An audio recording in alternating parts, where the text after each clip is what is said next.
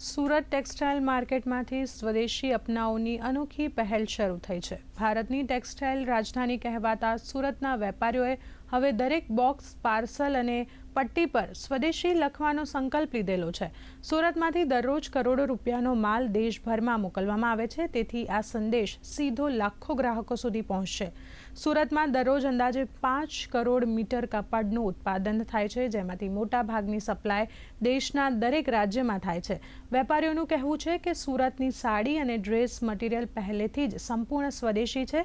જો ગુણવત્તા પર ધ્યાન આપવામાં આવે તો દુનિયાના કોઈ બજારમાં સ્પર્ધા કરી શકે તેમ છે।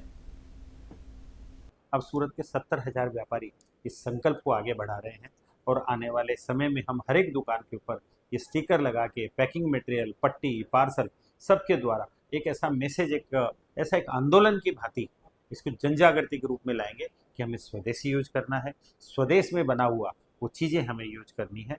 इसके लिए हम लोग जन जागृति के लिए हर एक व्यापारी तक, हर एक व्यापारी के डोर पे जा रहे हैं और हमारे CR पाटिल साहब के द्वारा जो मुहिम हमारे सूरत में चलाई गई है इसको हम आगे बढ़ाएंगे।